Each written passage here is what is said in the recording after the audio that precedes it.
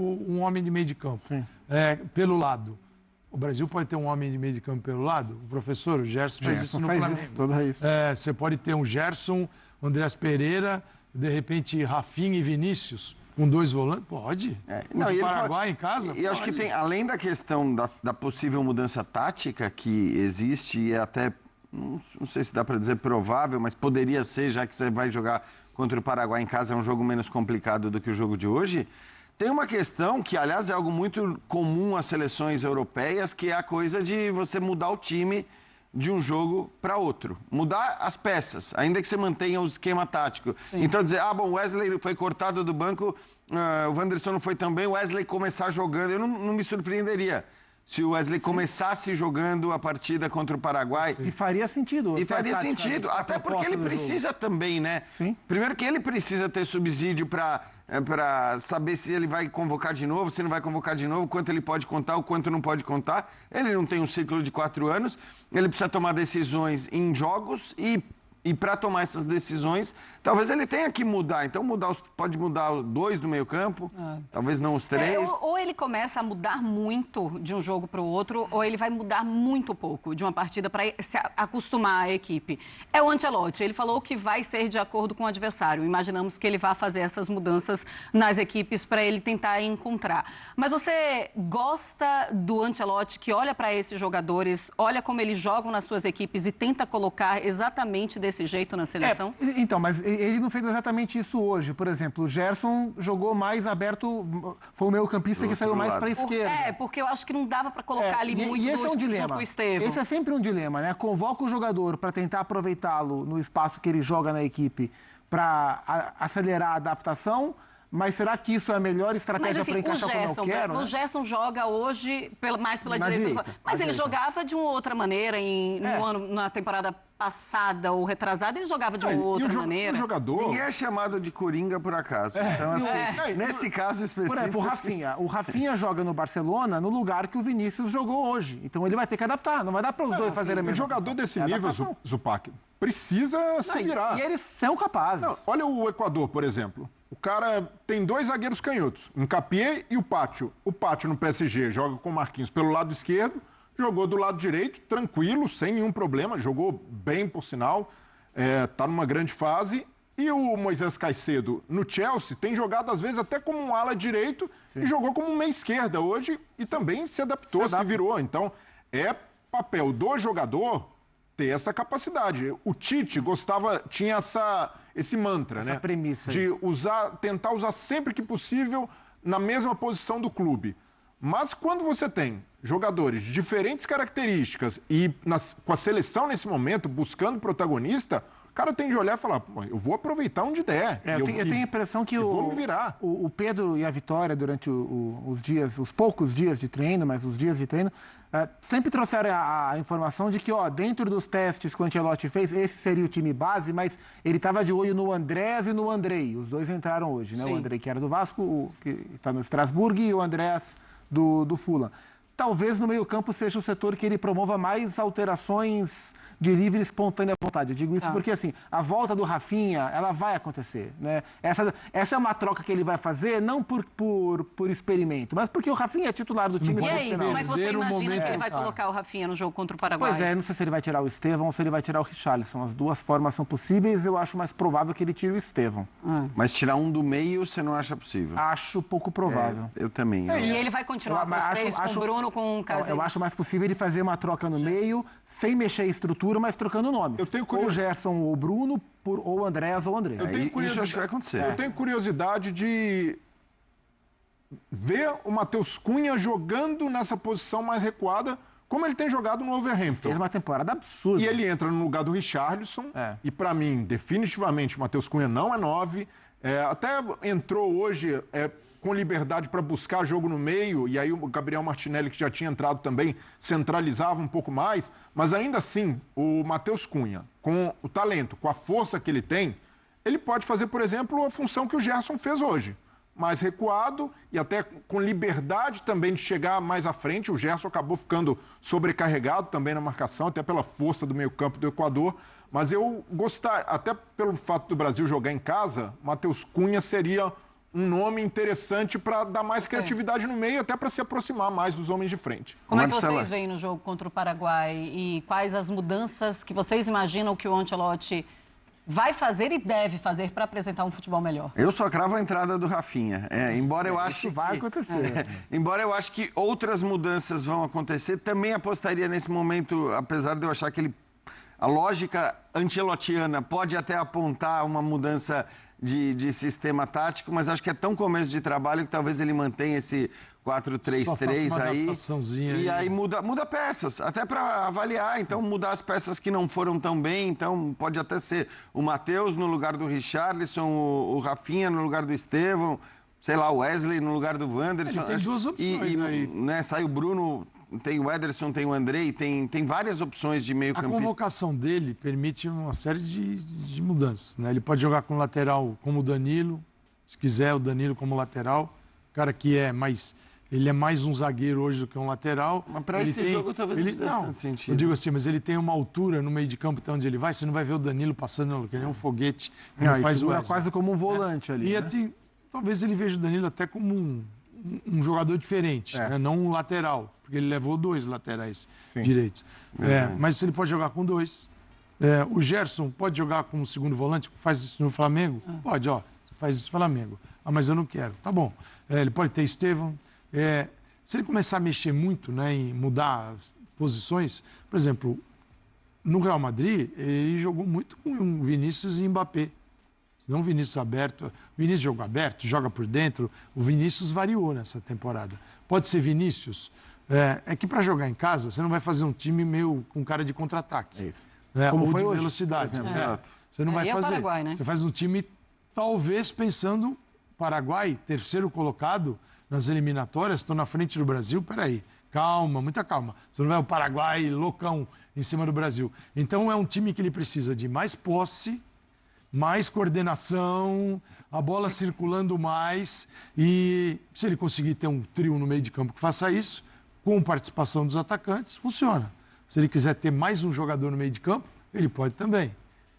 Se quiser jogar com 2 volantes, com 3 caras, o desenho, ele pode variar. A convocação dele permite uma série de... Eu acho que a grande diferença tática, em termos de proposta do jogo de hoje para o jogo de terça-feira, é a altura que o meio campo vai jogar. Hoje, os 3 homens e meio estavam muito mais próximos da linha defensiva do que da linha ofensiva. Mas aí dá aquela organização que a gente vê também na defesa da seleção. Sem dúvida, porque hoje era um jogo mais de reação do que de comandar o jogo mesmo. É que o Brasil não conseguiu contra-atacar. Foi um jogo muito ruim do Brasil com bola. A linha defensiva também tem que subir junto, né? Quer dizer, não dá para... Então, contra o Paraguai, a tendência é que o Brasil se instale mais no campo de ataque. E o que eu acho fundamental para o jogo melhorar é que os 3 homens de meio, quaisquer que sejam os escolhidos, estejam próximos dos homens de frente. Porque hoje ficou uma distância muito grande e o jogo com bola não aconteceu. Essa coisa que o Calçade falou do Danilo, eu acho até que é possível que para a Copa do Mundo, claro que ainda está longe, entre aspas, da Copa, mas... Está longe, mais perto. Né? Ele pode levar o Danilo como uma alternativa de lateral direito, sim, ainda que ele jogue primordialmente na zaga para o Ancelotti. Pode ser. Agora, o fato dele ter levado 2 laterais direitos não indica a não utilização do Danilo como lateral direito. Eu acho que indica talvez ele dizer, quero ver. Eu quero ver esses 2 aqui.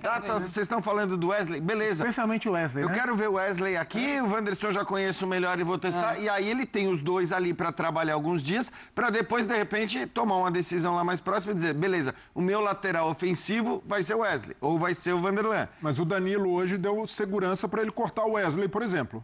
Eu tenho o Danilo, então, posso cortar. Por isso que eu acho que pode ser, o plano dele lá para frente possa ser, eu vou ter um lateral direito além do Danilo, por mais que o Danilo possa jogar na zaga. O que é uma pena para a seleção brasileira é que ela não tem um lateral esquerdo. Porque se você tivesse um lateral esquerdo daqueles... foguetinho. Aqueles avassaladores, que era um Theo Hernandes, vai para ser, que nem vive o melhor momento dele. O Arana, mas... que tem esse perfil, mas que infelizmente tem machucado muito, mas às vezes que jogou pela seleção, não foi nem sombra, né? Então, e no Galo também tem atacado melhor por dentro do que aberto. Aí você tem o Renan Lodge que falou, o preconceito contra o futebol saudita não é preconceito, Renan Lodge. Acho que na hora que você escolhe jogar no futebol saudita... Corre riscos. Você corre riscos. O Bento é um conceito... Mas tá convocado. É um conceito correto. Então. Mas acho até que é um goleiro. Tá? Não quer dizer que você não possa... convocar jogadores que atuam no futebol saudita. Ô, Jean, o Renan deve ter visto ali, pô, o Cristiano Ronaldo foi convocado para Portugal e só o Cristiano Ronaldo, né? Só o Cristiano Ronaldo. Só uma coisinha que o Bira mandou pra gente, um abraço, Bira Tanleal, Beijo, Bira. Fã de Esportes. Ele falou, acho que é bem lembrado, ele falou, talvez o único momento em que o técnico da seleção tenha sido o maior nome da seleção brasileira foi o Falcão, na década de 90, quando ele só podia convocar jogador que atuava no Brasil. E, de fato, ali havia uma expectativa muito grande, porque o Falcão vira técnico da seleção, porque ele era comentarista na Globo, então ele tinha toda aquela visibilidade, era uma unanimidade, assume a seleção brasileira com alta expectativa e a sua seleção, naquele momento, só tinha jogadores que atuavam no Brasil. Então, realmente, talvez ali o Falcão fosse o maior nome da seleção, mas acho que nada se compara com o que a gente viu hoje. Cara, coisa dos câmeras lá na hora que ele entrou em campo. Nenhuma dúvida, assim. E, inclusive, em relação à imprensa mesmo. A Vitória e o Pedro falavam ontem no Sport Center que, assim, ficou uma fila. Não deu para colocar todas as pessoas dentro, todos os jornalistas que gostariam, do Equador, que gostariam de falar com o Ancelotti, eles ficaram do lado de fora. Vai ver o que agora contra o Paraguai. Vai ser um absurdo, em cima. Não tem o que fazer. O Vini Júnior, nesse jogo, ele foi melhor do Vini Júnior da seleção brasileira que estávamos vendo com o Dorival? Ou muito parecido? Ia forçar a barra, eu acho. E assim, como o Jean falou, tentou ali no 1 contra 1, até no primeiro tempo, levando vantagem em uma ou outra jogada, mas sem conseguir progressão, né? Passava de um, já tinha cobertura chegando, mas do Vini... é muito injusto também colocar toda essa carga nele. O cara veste a camisa da seleção e sente. Ele pode sentir pela cobrança, pelas comparações, mas eu não acredito que a ponto de esquecer de jogar futebol. E é isso, ele continua tentando. Só que as condições são muito diferentes do Real Madrid. Então, no Real Madrid, a circulação de bola, aí, pelo menos havia, né? Porque nessa temporada também não funcionou.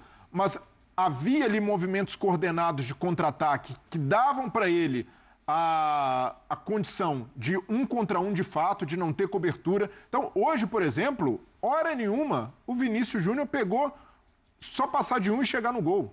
Não houve, porque havia essa distância do meio campo, o Richarlison ficou muito preso na marcação, o Estevão também não tinha essa liberdade para, às vezes, se associar e mudar completamente de lado para se aproximar do Vini. Então, aos poucos, o Ancelotti vai perceber isso e vai tentar criar esses mecanismos para ajudar o Vini. Agora, só botar na conta dele, olha, o Vini não joga bem na seleção porque é no Real Madrid que ele tem a magia. Quem joga bem?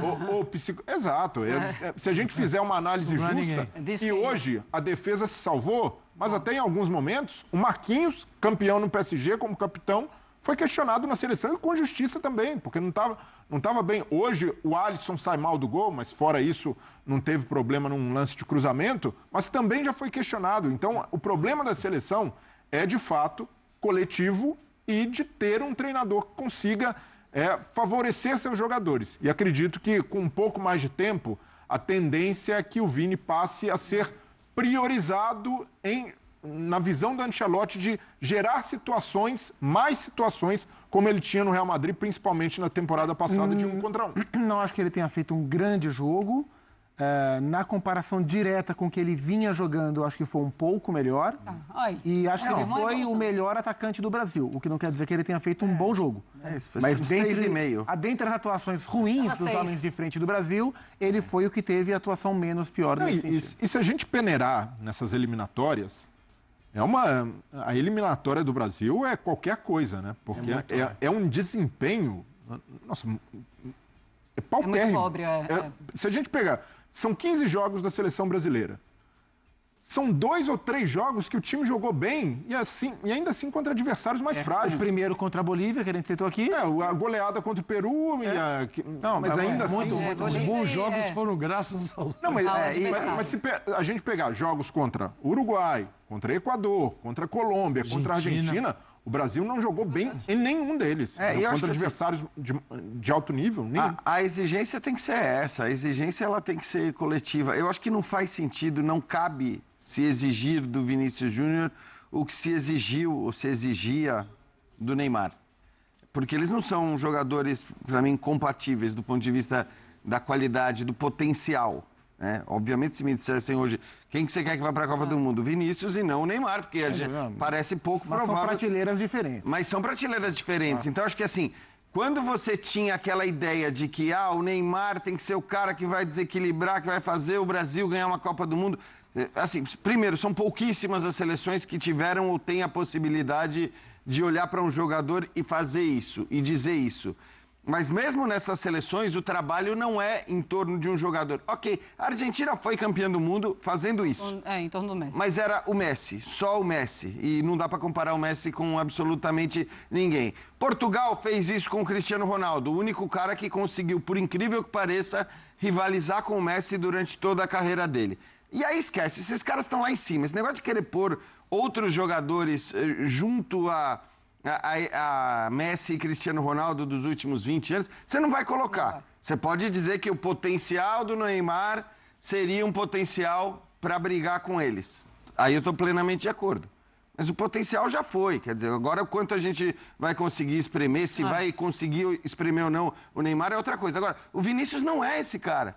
O Vinícius é um baita jogador, um jogador de altíssimo nível, muito bom, como vários outros jogadores que a gente tem de alto nível no futebol mundial hoje. Assim, como? Um pouco a mais, um pouco a menos. Agora, não sei se o Yamal vai ser esse cara que vai conseguir rivalizar com os dois que eu citei, mas por enquanto não dá para... o Mbappé está acima, né, dos que a gente falou, mas assim, não dá para querer que o Vinícius resolva toda a parada da seleção brasileira. É natural também que a gente olhe para a seleção brasileira, busque um protagonista, porque isso é cultural da seleção brasileira, e quem é que a gente vê? É o Vinícius Júnior, o cara que foi do Real Madrid, Champions e tal. Mas essa cultura não é positiva, eu acho, Marcela. Não, quando você não tem um Cristiano Ronaldo, um Neymar, não tem mais e nem o Messi. Hoje, fazendo Espanha e França, Dembélé e Doué vieram arrebentando e arrebentaram a final da Liga dos Campeões. Só que hoje na seleção eram caras totalmente diferentes. O Dembélé naquela função pelo centro do Luiz Henrique não era, tinha o Mbappé ali, ele vai jogar do lado. E no caso, só para traçar um paralelo, o Didier Deschamps botou 4 atacantes no time. O que não quer dizer que seja uma saída, porque a equipe ficou desequilibrada, em função do meio de campo da Espanha ter mais gente. Mas criou muito, né? Mas criou. Até mais bastante. Do que a Espanha. Só que quando a Espanha foi... Era um perigo. 1, 2, 3, 4, 5, até a Espanha falar, ganhamos o jogo. Aí começou a tomar 2, 3, 4... Mas, para dizer o quê? Você veja que o comportamento, você não consegue... nem sempre você traz do time e põe na seleção, ou da seleção leva para a equipe.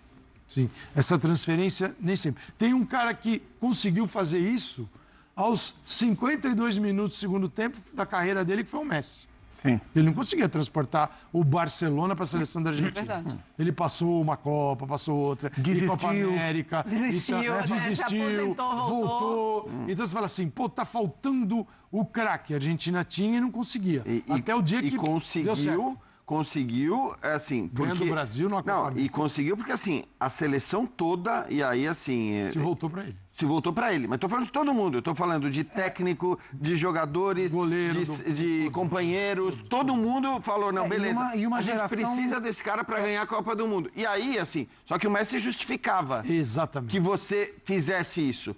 O Messi justificava você dizer, não, beleza, eu vou ganhar a Copa do Mundo por sua causa. Porque sem você, provavelmente, eu não ganharia a Copa do Mundo. Foi o que a Argentina fez, deu certo, poderia ter dado errado, mas o fato é que hoje o Brasil não tem esse cara. Deu certo e continua dando certo. Continua dando certo. Mas hoje o Brasil não tem um jogador para dizer, seja pela... Poderia ser.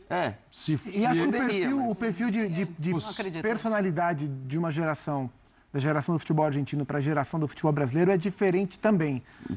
O nível de imposição que os atletas brasileiros mostram quando eles saem do contexto dos clubes e se apresentam na seleção, eu acho que diz muito sobre a maneira que os jogadores brasileiros são formados hoje. Acho que da geração do Neymar para baixo, e eu faço uma relação muito com o impacto que todo esse convívio com rede social, o impacto que isso tem na sociedade brasileira, no atleta brasileiro, eu acho que a gente forma jogadores com menos capacidade de imposição fora desse contexto de clube.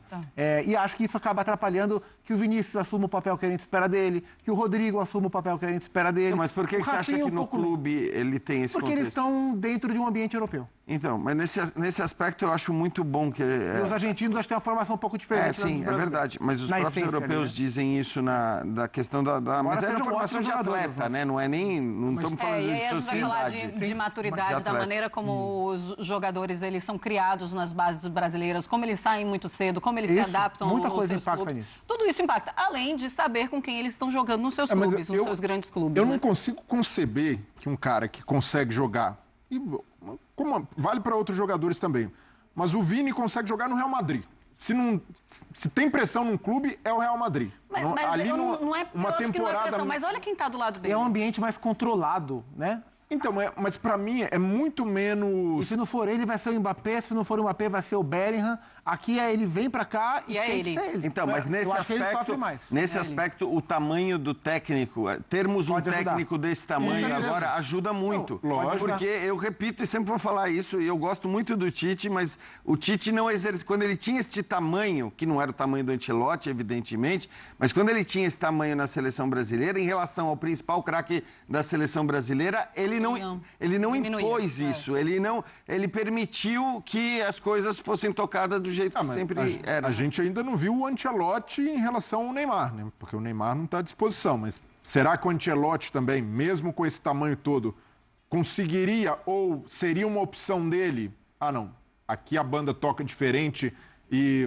vou seguir assim? Acho que sim. Porque eu quero acreditar que sim, mas se um cara como o Tite, que também tinha, quando o Tite chegou à seleção, ele tinha o mesmo status do Ancelotti em relação à unanimidade. Sim, ele chegou, a unanimidade, não havia contestação alguma. É por isso que eu digo que era o único momento que alguém, em relação ao Neymar, como você está falando, poderia ter sido um pouco mais duro, ter exigido mais profissionalismo. Hoje o desafio do Ancelotti é 1000 vezes maior, porque basta ver o que o Neymar tem feito no dia a dia da vida dele. Outro treinador teria convocado o Neymar maior... Acho que sim. O Dorival convocou. Mas eu acho que pro Ancelotti é menor, porque ele olha pro Neymar e fala assim, meu amigo, depende de você. Não, mas quando você não apresentar o que eu preciso para minha seleção brasileira, eu não vou te convocar. Não, então mas é que eu não acredito muito. Mas outro treinador teria trazido o Neymar do jeito que ele tá. Não, eu acho. Da maneira como ele for, acho vamos dar um jeito, vamos organizar a seleção em função do Neymar.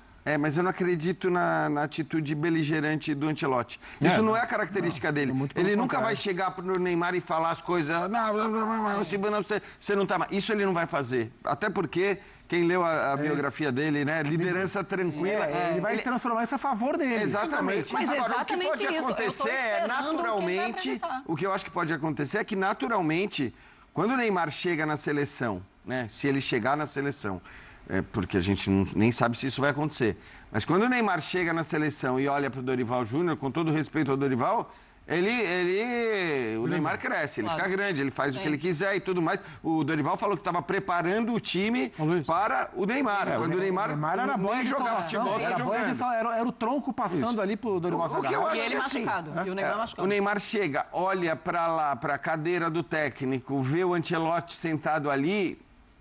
A postura já muda. Claro. Pode não ser maravilhosa, pode não ser exemplar. Vale lembrar, o próprio PSG muitas vezes não optava por técnicos grandes ou mais duros, como é o caso do Luiz Henrique. Para não contrariar as crianças. Para não contrariar as crianças. Exatamente. As crianças. Então, assim, era... As crianças.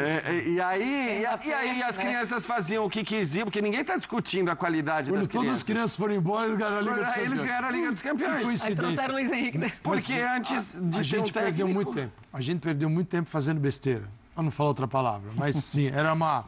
Transbordava, né? Foram anos fazendo besteira e à espera de Carlo Ancelotti. Aí tinha o projeto, primeiro projeto, segundo, terceiro, quase a gente vai para o quarto sem Ancelotti. E tá aí, veio o Ancelotti. Veio tarde demais. Veio dentro de uma conveniência para ele. Legal. Um ano antes do Mundial, não é o ideal, Mas ele fala assim, Carlo Ancelotti está 4 anos nessa vida de seleção, treinando o Real Madrid, largar? Nem pensar. E tanto que esses caras não treinam seleções na Europa. Sim. Sim, é difícil você ver um treinador gigante como ele treinar uma seleção. Geralmente os técnicos dos países não são os melhores técnicos que os países têm. Didier Deschamps está lá desde 2012. Olhando todas as seleções, quem tem hoje o melhor treinador? O De La Fuente. De La Fuente tem uma história dentro da estrutura da Federação Espanhola de Futebol, mas não como treinador vitorioso e tal. Acho que até um bom treinador que poderia ter uma carreira fora de seleção, mas as seleções vão se virando. Pegando nomes, caras estão afim da parada. A Itália, quando pegou o Spalletti, foi um movimento, assim, o cara que foi bem campeão aqui atrás. Mas o normal é as seleções não terem os seus melhores técnicos trabalhando lá. Porque esses caras estão girando na roda, Liga dos Campeões. Mesmo a Itália, quando pega o campeão, mas não pega o mais renomado.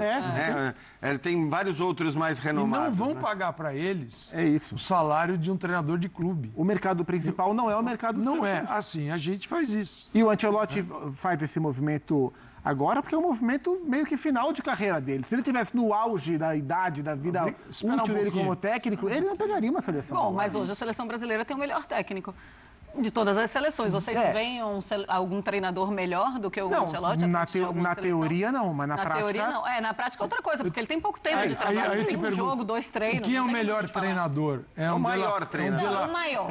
É o maior treinador. É o De La Fuente, que está na Espanha já há algum tempo, ganhou a Eurocopa. O Ancelotti chegou para um trabalho de um ano. O Scaloni, o trabalho do Scaloni. Ninguém brigou como treinador, mas está lá. O maior treinador é o Ancelotti, é isso. É o maior. Olha, eu queria voltar para o jogo contra o Equador e queria falar no segundo tempo das modificações, das trocas do Ancelotti. A seleção melhora com as trocas? Ele faz alguma leitura que faz a seleção melhorar? Eu acho que há pouca mudança estrutural, assim. Ele troca mês por mês. Mas há uma visão muito clara, assim, muito correta, assim, com o que a gente estava olhando aqui. A gente falou que o Richarlison não foi bem. Na primeira troca ele tira o Richarlison. O Estevão não estava na primeira troca, ele tira o Estevão. O meio-campo não estava bem. Ele foi lá, tirou o Bruno, tirou o Gerson. Né? Então, assim, ele foi olhando dentro do que de fato não estava rendendo bem do ponto de vista individual. Acho que a seleção melhorou um pouquinho, mas não foi nada que tenha mudado o patamar de atuação. Foram trocas previsíveis ali, né? A seleção termina o segundo tempo com uma finalização só. Então produziu muito pouco. Não dá também para colocar no colo do Matheus Cunha, que entra fazendo a referência. No Wolverhampton tem jogado em outra posição. No Gabriel Martinelli, que está voltando agora também para o time. Não é pela direita onde ele joga no seu melhor lado, né? O Martinelli joga na esquerda. Só sofreu correndo atrás de atacante. No Brasil não jogou. Não, então é difícil analisar também, porque é isso. Do outro lado, pega um Equador que, por mais que não tenha o talento da seleção brasileira... É um bom time. E olha que Moisés Caicedo, há jogadores ali, o Pátio acabou de ser campeão pelo PSG, mas bola por bola, principalmente dos jogadores de frente, o Brasil tem mais talento. Mas o estágio do trabalho do BKSS é o outro. O cara conhece o time, o cara perde o Ener Valencia, mas sabe ali qual é a reposição exata. O Ancelotti está tateando, e mesmo um técnico com a experiência dele, com o tamanho que ele tem, também precisa conhecer jogador, precisa ver como o cara reage em campo, precisa saber, em relação ao Estevão, por exemplo, como ele consegue tirar também. É natural um jogador de 18 anos, fazendo a primeira partida como titular da seleção brasileira, que sinta ali, que se intimide em algum momento. Então, não dá para... Eu sei que a expectativa, e é isso, não dá para dizer que não foi frustrante, mas, por outro lado, não dá para cobrar nem mesmo do Ancelotti que faça milagre num jogo, que a seleção se transforme e que isso seja uma coisa perene. Então, é um trabalho que, por mais que seja de tiro curto, pensando na Copa do ano que vem, com poucos jogos ainda de eliminatórias, é complexo, e ainda mais se a gente comparar com o estágio de outras seleções sul-americanas. Eu resumiria assim, ele fez as alterações, olhando para o rendimento dos jogadores e para o que estava acontecendo no jogo, ele fez as alterações corretas e elas não deram muito resultado.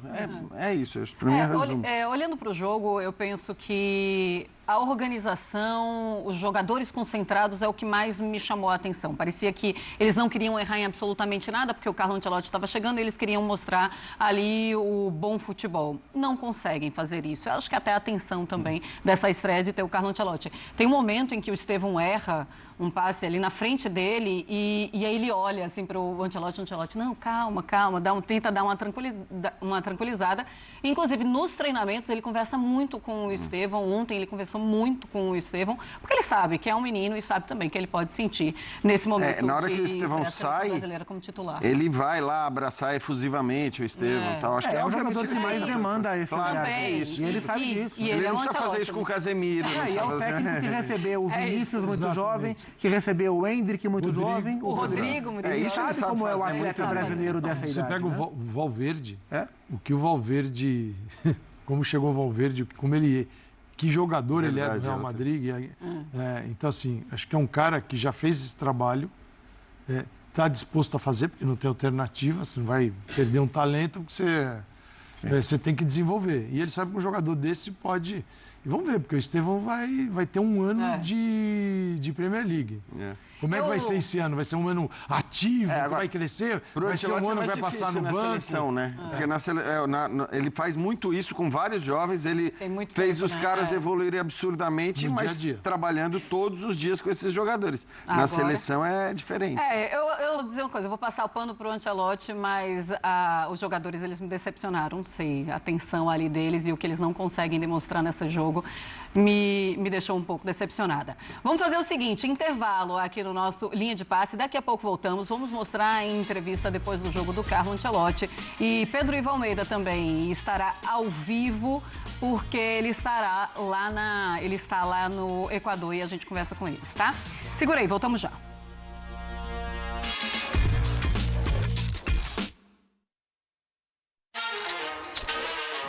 Linha de Passe oferecimento. Superbet. Ganhe giros e aposta grátis toda semana.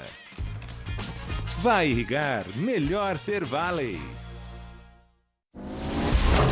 Eu não chegaria onde eu cheguei se não fosse a confiança. 9 peneiras e 9 nãos. Até que o São Paulo apostou em mim. Mas foi graças à confiança de um mestre que eu mudei de posição. Veio a seleção e o único a jogar 3 finais de Copas consecutivas.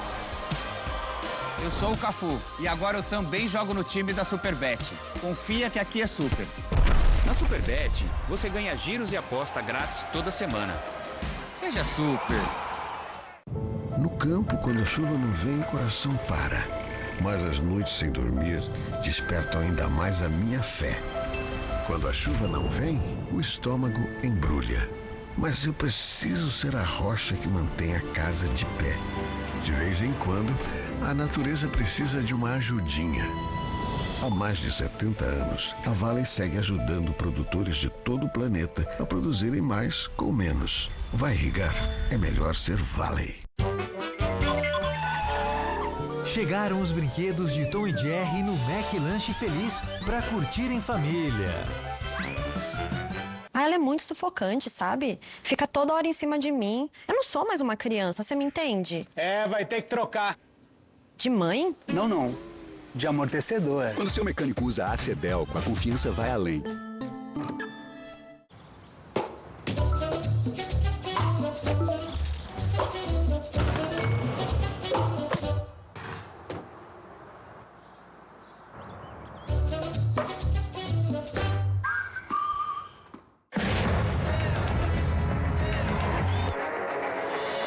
Torcer é bom.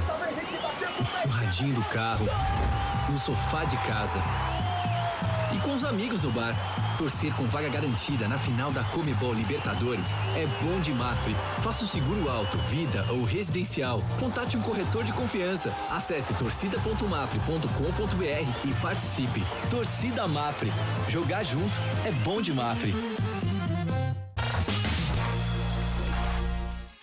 Estamos de volta com o Linha de Passe. Vamos ouvir, então, o Carlo Ancelotti depois da partida? Fala, mister. Bueno, creo que ha sido a nivel defensivo un muy buen partido. Creo que el equipo ha tenido una buena actitud, orden, han tenido a veces buena presión ofensiva, creo que atrás lo hemos hecho muy bien, no hemos concedido oportunidades prácticamente. Esto es lo bueno que hemos hecho. Y después, en la otra parte, que se podía hacer mejor, con balón, con un juego un poco más fluido, pero creo que al final un empate bueno, con un buen partido, y salimos satisfechos, con confianza para el próximo. Lene. Você esperava que o Brasil tivesse mais oportunidades de gols nesse primeiro momento, pelo pouco tempo que você conseguiu trabalhar? Creo que las condiciones del césped eran un poco complicadas para jugar un juego más combinado más atrás, era más complicado controlar el balón. Creo que hemos tenido dos muy buenas oportunidades con Vini, con Casemiro en la segunda parte. Sí, se podía hacer mejor enfrente, pero hay que tener en cuenta también la fuerza del rival, porque Ecuador ha jugado un muy buen partido como nosotros.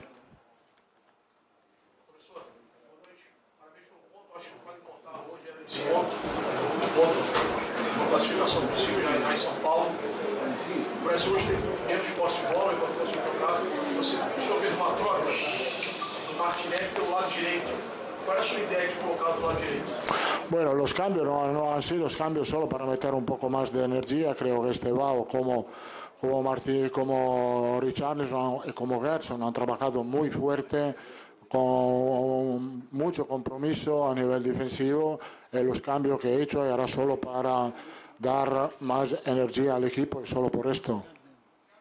Professor Ancelotti, o Júlio César cortava agora do Paraná. O torcedor tinha uma expectativa de um futebol já melhor nessa largada. Porém, um ponto é muito importante para o Brasil. O que a gente já pode projetar para terça-feira para o jogo contra o Paraguai? Yo creo que contra Paraguay va a ser un partido distinto porque tendremos más oportunidad de controlar el juego. Ahí tenemos que hacer un juego, como he dicho, con más ritmo, con más movilidad, con más intensidad, y creo que lo vamos a ver acá a nuestra casa. Sim. Ele vai. Professor, o que você percebeu no jogo de hoje que você não quer que se repita de jeito nenhum no próximo jogo? O que você sentiu que faltou para que a seleção saísse com a vitória? No, como he dicho, faltaba un poco de juego de ataque porque creo que, aparte que creo que Ecuador ha defendido muy bien, no era tan sencillo buscar espacio entre líneas, hemos tenido dificultad en la salida y no siempre han llegado los balones limpios en los últimos tercios. Eso, como he dicho, no quiero ponerme excusa, pero el campo no era tan sencillo jugar en esta condición. Eu queria que você falasse sobre o ambiente. A gente está aqui na América do Sul, é algo bem diferente da Europa em vários sentidos, desde o campo até o estádio, até os torcedores. Então, queria que você falasse como você se sentiu nesse primeiro jogo pela seleção brasileira. Un muy buen ambiente. Hemos recibido una buena recepción aquí. Creo que ha sido un ambiente fantástico. Obviamente la afición empujaba a su equipo. Todo ha salido bien, un partido correcto, buen arbitraje. Entonces creo que salimos de aquí, como he dicho, con confianza, con un buen punto a ganar el próximo partido. Profe, mucho gusto. Antes de su llegada se hablaba mucho del tema altura. Ahora decidió jugar a nivel de llano y claro, hablamos siempre que sobre los 1.800 metros sobre el nivel del mar siempre ha existido una particularidad y una ventaja, incluso a nivel psicológico, a nivel metabólico. ¿Usted cree tal vez que Ecuador dio alguna ventaja al jugar al llano? ¿Cuál es su punto de vista? Bueno, esto no lo sé. Tenemos que tener en cuenta muchas cosas, también el viaje. Esto creo es un poco más distinto. Los viajes aquí son muy largos, esto te penaliza un poco. Creo que a nivel físico los dos equipos lo han hecho muy bien. Sí, teníamos que jugar en altura, no sé qué podía pasar. No sé de verdad qué podía pasar. Podía ser bueno, podía no ser bueno. Creo que en altura jugaban los dos equipos, no solo nosotros.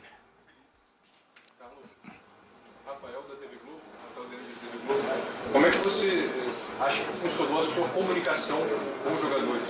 Você acha que conseguiu transmitir tudo que você gostaria para eles? Que eles entenderam bem o que você pediu antes e durante o jogo?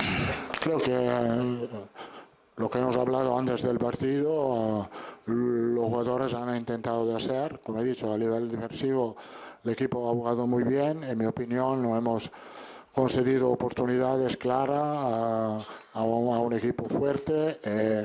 Como he dicho, se podía manejar mejor el juego con balón, pero tenemos algo que mejorar en el próximo partido contra Paraguay. Carlos, boa noite. Boa noite. Cumprimentos pela sua estreia. Por toda a vida que a gente sempre tem a primeira vez na vida. E a primeira vez sua hoje comandando o selecionado de modo especial, um pentacampeão. Qual foi você que o senhor realmente sentiu no jogo antes do grande o coração de Italiano Durão bateu muito forte? Bueno, la emoción, sí, partido especial, de verdad. Esto es mi primer partido como seleccionador, teniendo en cuenta que he hecho con el banquillo más de 1.800 partidos, ha sido algo especial. Creo que puedo hacer una evaluación de este primer periodo aquí. Me ha encantado la recepción que he recibido aquí, me ha encantado trabajar con la CBF. Creo que para mí es un regalo estar aqui. Muito bem, está em entrevista do Carlo Ancelotti. Vamos para o Equador, vamos falar, inclusive, repercutir também esta entrevista. Vamos conversar com Pedro Ivo Almeida, ele acompanhou o jogo da seleção in loco, lá no local, e vai trazer, então, as suas percepções também do Estádio Monumental. Pedro Ivo Almeida, muito boa noite, seja bem-vindo à Linha de Passe. Tudo bem, Pedro? Tudo bem, Marcelo? Um beijão para você, aos companheiros da bancada. Agora sim, participando aqui, uma luta, a estrutura está longe de ser das melhores aqui em Guayaquil, no Estádio Monumental. A gente está aqui na porta do estádio, até por questões de direito, detentores ou não. A gente não pode fazer esse programa lá dentro. Estamos aqui na porta, muito tumulto, queda de internet. A torcida equatoriana compareceu em ótimo número aqui ao Estádio Monumental. Aquela aglomeração que faz cair um pouquinho o sinal de internet. Até não sei se já passearam pelo assunto, mas antes da coletiva do Ancelotti, um assunto para mim sério, que custa muito para muita gente, me chamou a atenção. A tal punição de 25% da capacidade do estádio por conta de reincidência de cantos discriminatórios, não foi vista aqui não. Estádio quase que lotado, um pouquinho de uma arquibancada ali atrás do gol à direita das cabines de TV estava bloqueada no início do jogo, depois ao longo do jogo o pessoal foi tomando conta por ali, então vamos ver até que ponto a FIFA considera essa punição importante, vai cobrar o Equador, porque o estádio estava muito acima dos 75% que seriam liberados para essa partida. Sobre a coletiva do Ancelotti, eu consegui ouvir um pouco aqui, me chamou a atenção quando ele fala de não concedemos grandes chances ao Equador. Eu estou com ele, eu acho que deve ser um ponto a ser destacado. Perdoe se eu repetir algum comentário de algum colega, eu não acompanhei aqui o início do programa até agora. Mas acho que sim, se teve alguma coisa que deu para salvar de análise ali dessa estreia do Ancelotti, desse primeiro jogo do novo momento da seleção brasileira, foi o fato de que a equipe estava um pouco mais compactada, se defendendo um pouco melhor, travando um pouco mais, não deixando que o Equador chegasse, apesar da sua torcida empurrando com tanta tranquilidade, com tanto espaço, até que chegou, exigiu do Alisson, mas muita bola truncada, muita bola mascada, bola de fora da área, quase sempre combatendo. Agora, do meio para frente, não gostei do que vi aqui não, Marcela, não gostei. Acho que a ideia era uma com o meio de campo, não funcionou. Não funcionou como combate, não funcionou como criação, não funcionou do ponto de vista de arrastar para o ataque. Os homens de frente também achei bem abaixo, Estevão um pouco que teve campo ali, mas acelerou, faltou uma tomada de decisão melhor. O Richarlison para mim muito mal, o Vini Júnior para mim mal, quando teve espaço para decidir. Teve uma bola só ali pela beirada de campo que ele cita, depois a bola que rola para trás, o Casimiro acaba finalizando na mão do goleiro. Agora de resto o Brasil cria pouco e muitos erros de passe. Então com bola um Brasil ainda problemático, sem bola, um Brasil que procurou se defender contra uma equipe que vem bem nas eliminatórias até aqui. Um saldo não sei se tão positivo, mas é bom lembrar. Muita empolgação pela estreia de um grande nome à frente da seleção, mas apenas 2 treinos e meio, para a gente achar também que veria uma revolução por aqui. Não era o que eu imaginava, também não foi o caso, mas acho que dava para ter sido um pouquinho melhor no momento defensivo. Casimiro, Bruno e Gerson, acho que dá para a gente repensar isso aí. Muita gente de cadência, de controle, mas pouca gente de mais pressão para acelerar, para girar, sair jogando, tentar levar um pouco mais, acho que faltou um pouco isso. O Brasil não controlou o jogo por ali, pelo contrário, viu o Equador controlando o jogo em muitos momentos. Então são situações que a gente vai analisar pouco a pouco nesse trabalho do Ancelotti, que também não é mágico, não faria a seleção jogar o melhor futebol do mundo aqui em menos de uma semana de trabalho no campo. Pois é, e 2 treinos e meio, como você falou, Pedro, realmente era algo muito difícil. Claro que a expectativa era muito grande, queríamos ver uma seleção muito melhor, mas os jogadores não conseguem desempenhar também tudo o que pensa o Carlo Ancelotti. Ele fala na entrevista, Pedro, e daqui a pouco passo também para os nossos comentaristas, que contra o Paraguai teremos uma seleção diferente, com mais posse de bola, teremos mais o controle da bola. Você imagina que isso já é ele dando alguma dica de que vai ter mudanças na partida contra o Paraguai? Marcelo, acredito que sim. A gente, ao longo de toda a programação hoje, Sport Center, depois Equipe F, do Mundo F mais cedo, a gente tentava fazer uma projeção do que seria essa partida e eu imaginava um Equador tentando controlar, um Brasil tentando competir e um Brasil tentando reagir. Acho que foi por aí. O Brasil se defendeu, conseguiu em algum momento competir, não conseguiu controlar e teve dificuldade para atacar. E falava também que no segundo momento, no segundo jogo, nesse segundo ato dessa data FIFA, eu imaginava um cenário diferente na Neoquímica Arena. Não é questão de acertar a previsão não, mas acho que o cenário do jogo, o desenho do jogo adversário vai nos levar a isso. Os 2 treinos e meio que eu falei, o time que entra em campo hoje, ele parte de uma formação testada na terça, durante muito tempo, um treino tático na terça. Na quarta-feira ontem, aqui no Estádio Monumental, na atividade de véspera de jogo, já foi um pouco diferente. Ele veio com o Ederson ali ao lado do Casimiro, ele veio com o Matheus Cunha na linha de frente, ora ao lado do Richarlison, ora sozinho, sem o Richarlison, com outros nomes ali o acompanhando. Então acho que sim, acho que a gente pode tentar imaginar peças diferentes, comportamentos diferentes. Eu não sei se as dinâmicas diferentes vão funcionar ainda, é pouco tempo de trabalho, ainda que seja maior. Amanhã um treino com muito pouca gente em campo, mas sábado e domingo treino com bola no CT do Corinthians, segundo um apronto ali antes do jogo de terça. Acho que teremos peças diferentes, tentativas de dinâmicas diferentes e um Brasil hoje fazendo o que o Equador se propôs a fazer, controlando o jogo do meio para frente, a entender como é que vai ser isso. Do meio para trás, acho que alguma boa notícia por aqui, de compactar, fechar, não sofrer. Não acho que o Paraguai você precisa se preocupar em não sofrer. Você precisa se preocupar agora no outro passo, em jogar. Não sei se teremos tempo para isso, mas eu queria ver pelo menos alguma ideia diferente do que não aconteceu aqui hoje. Marcela. Pois é, o pensamento dos nossos comentaristas aqui na mesa foram pensamentos parecidos também, viu, Pedro? Vou colocá-los aqui, então, na discussão e você também conversa. Estamos mais entrosados que o time do Ancelotti, então. Mas não tenha dúvida, afinal são muitos anos, né, de casa. Mas, assim, Zulpa, Breiler e Jean e Calçade, quando ele fala isso na entrevista, olha, a gente vai ter um jogo diferente, vamos ter posse de bola. Ele me parece... Não sei se satisfeito, mas ele quer passar essa ideia de que, a gente buscava aqui um jogo com uma segurança maior e isso a gente conseguiu contra uma equipe muito boa, contra uma seleção muito boa, contra o Equador. Eu fiquei com essa impressão de que a premissa básica dele para o jogo de hoje foi cumprida, que era que o time se organizasse bem defensivamente. A segunda parte do combinado, aí ele admitiu, olha, a gente poderia ter um trabalho, um manejo melhor dele balão. Ele falou, poderia, de fato poderia, mas para mim ficou claro que o ponto de partida do Carlo Ancelotti para a sua estreia jogando em Guayaquil contra o bom time do Equador era organizar o time taticamente do meio para trás.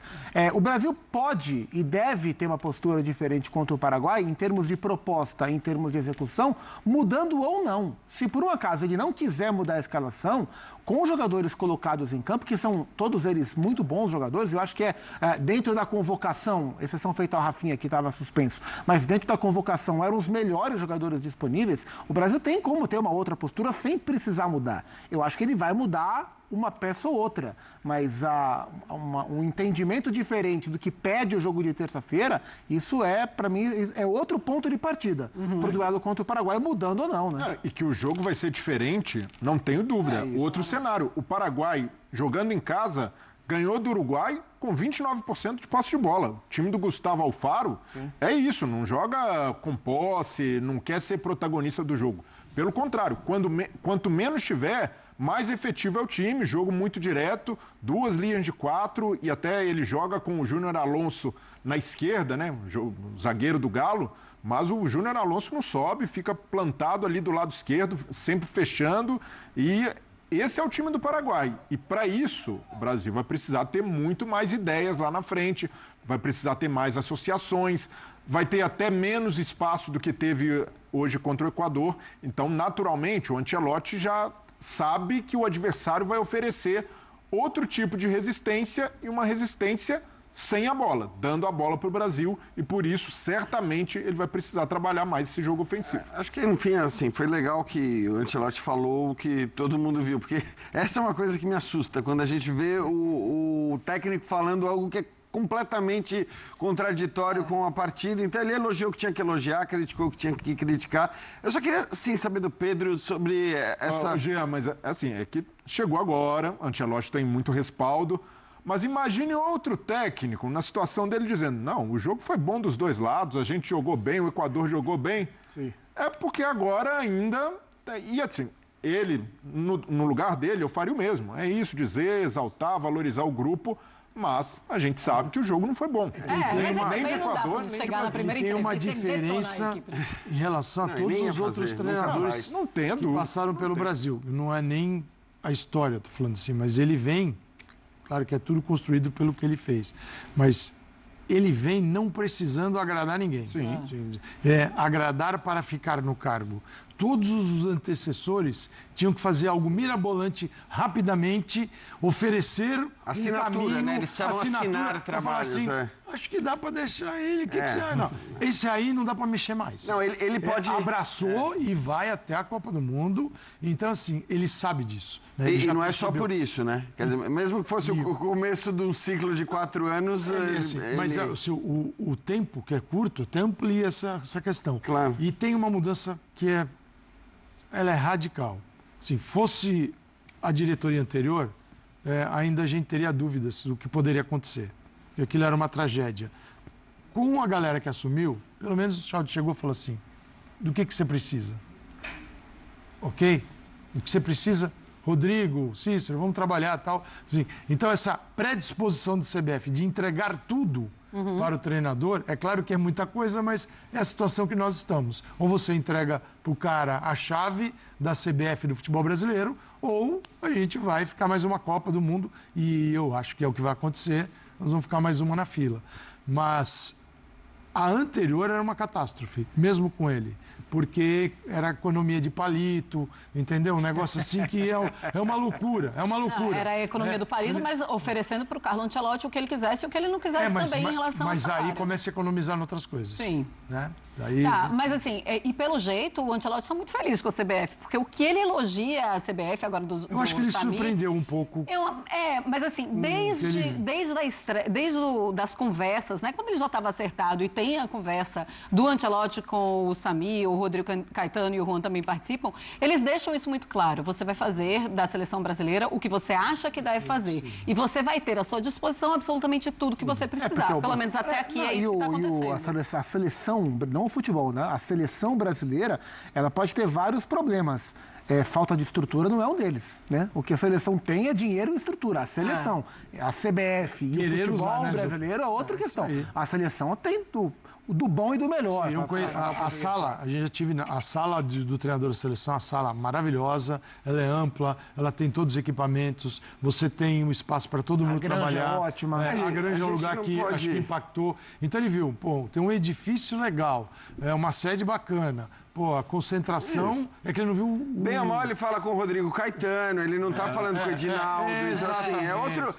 obviamente, assim, a gente tem que ter uma noção também que o cara está chegando... Ele não chega com todo o contexto que a gente tem de anos trabalhando com futebol no Brasil. Ele chega num lugar, vê uma estrutura decente, fala com uma pessoa decente, porque o Rodrigo Caetano é uma pessoa decente. Está morando nos melhores lugares, com o dinheiro que tem à disposição para todo trabalho, ele não tem muito do que reclamar, de fato. Agora, eu queria só saber do Pedro... Eu quero lá saber de política de CBF, me entregue o que eu preciso. Ele não vai ficar... Quem é o Sami, não quero saber. Mas o campeonato Campeonato Brasileiro, ele não vai começar a falar do calendário brasileiro. Deixa pros caras do linha de passe ficar falando isso toda semana e tal. Deixa pros eu só queria saber do Pedro a respeito dessa, porque isso eu acho que é uma coisa que provavelmente o surpreendeu. Eu estava falando aqui antes, Pedro, essa coisa dessa recepção. A gente viu ali o amontoado de fotógrafos.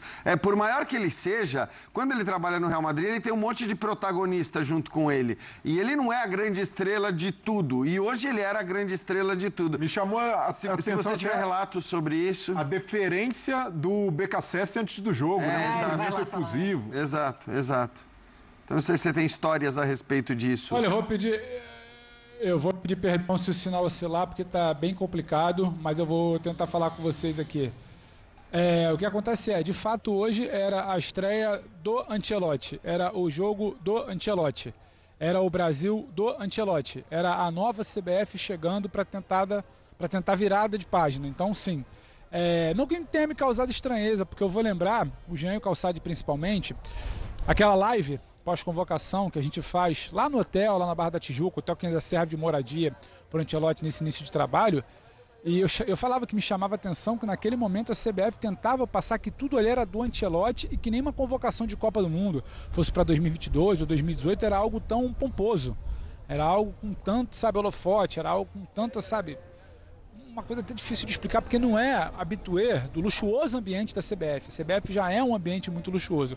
Então, sim, a chegada da CBF, a chegada da seleção aqui, anteontem, era a imprensa equatoriana querendo saber do Ancelotti. A entrevista do Ancelotti ontem era a imprensa equatoriana quase que colhendo impressões de uma grande estrela do futebol mundial sobre o que é o futebol equatoriano. Era coisa tipo assim: Ancelotti, você conhece o jogador tal do Equador? O que você pode falar? Dê uma palavra pra gente. Ancelotti, você pode dizer pra gente o que esperar da seleção do Equador no futuro? Ancelotti, o que você tá achando do país? Então, era uma coisa meio que uma referência. Estava chegando aqui um Messias, um Salvador, vindo um europeu para explicar aos sul-americanos o que era futebol, uma coisa meio assim, e ficou também assim aqui no Monumental de Guayaquil. E sobre o ambiente de seleção brasileira, só uma coisa que eu acho que vale pontuar: estivemos lá uma vez, eu e o Calçade, o nosso Paulo Andrade estava com a gente, acho que semanas antes o Zupa também esteve lá batendo um papo na sede da Confederação Brasileira de Futebol, ele conhece, da CBF. A estrutura está lá. A estrutura que encanta o Ancelotti está lá. Ela está lá há algum tempo, há bastante tempo, aliás, desde que o novo prédio da CBF, tem mais de 10 anos, foi inaugurado, só que ela não vinha sendo utilizada. O departamento de seleções não tinha 30 pessoas quando a gente foi lá visitar, Calçado, hoje tinha 8. Um departamento administrativo que tinha 20 passou a ter 4. Então, a estrutura ela encanta. Mas, por exemplo, o Dorival nem pôde utilizar a estrutura da Granja. O Ancelotti já foi lá, gostou do que viu e falou: quero passar um tempo aqui, quero treinar, essa estrutura é boa. Então, assim, estava tudo lá muito guardado. Estava tudo lá muito escondido. Dinheiro, estrutura, que o Zupac falou, tem. Como se utiliza, aqui são outros 500. Então, acho que isso são passos da gente começar a observar daqui para frente, mas corroborando o que o Jean ficou de sensação, era a noite do Ancelotti, o time do Ancelotti, era o Brasil do Ancelotti, sim. E o encantamento dele com a CBF faz sentido. A ver se a CBF vai entregar essa estrutura a ele ou vai guardar um pouquinho porque tem coisa mais importante para resolver. Pedro, acho que a gente está chegando ao fim do programa, mas uma ideia tua que está acompanhando esse período de treinamentos do Ancelotti. Qual é a tua visão a respeito de possíveis mudanças para o jogo de terça-feira na Neoquímica Arena lá contra o Paraguai? Você acha que podemos ter mudanças, pequenas variações? O que você está enxergando aí? Acho que foi o Zupa que falou, acho que o Zupa matou a charada. Poucas mudanças de nome, algumas mudanças de comportamento e postura em campo. E a volta do Rafinha. É isso. Valeu, viu, Pedro? Obrigada, então, aí pelas informações. O Pedro Ivan agora volta para o Brasil, segue acompanhando a seleção brasileira, que se prepara agora para a partida de terça-feira na Neoquímica Arena contra o Paraguai. Rafinha estará de volta, veremos como vão ser as mudanças do Ancelotti na seleção brasileira. Volta Rafinha, esse maledito. Acabou com ele na Espanha. Agora vamos ver se me ajuda. Vem ficar aqui comigo, é isso. Bom, Fãs de Esportes, a gente vai ficando por aqui, tá? Com esta edição do Linha de Passe, agradecendo demais a audiência de vocês. Voltamos segunda-feira. Segunda-feira estamos de volta com Linha de Passe. Um beijo pra você, viu, Breile? Valeu, Marcelo. Um beijo. Até a próxima. Então, eu gostei. Fomos muito tranquilos em relação à estreia do Ancelotti. Esperávamos mais, mas tá todo mundo passando pano aqui. Os nervosos são em outros lugares. Aqui são os tranquilos.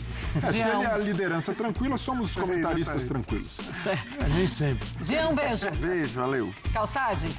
É a segunda? Não, até amanhã. Que isso? Será que eu não sou Jean Oddi? Amanhã eu tô aqui também. E tá ali Tchau, pessoal. 3h30. Isso aí Até amanhã.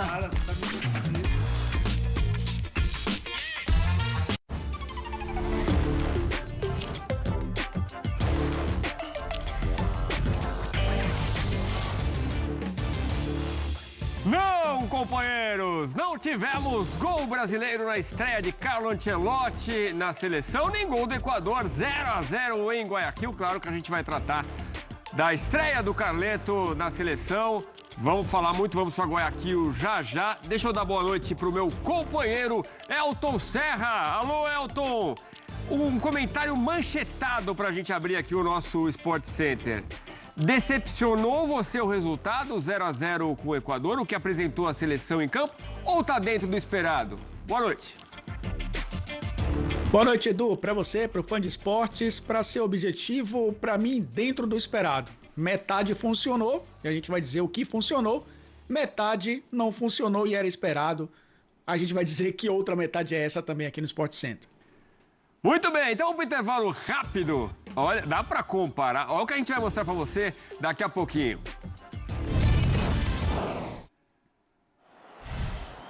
Jogaço entre Espanha e França pela Nations League, um partidaço de 9 gols com o show do Yamal. A gente volta já.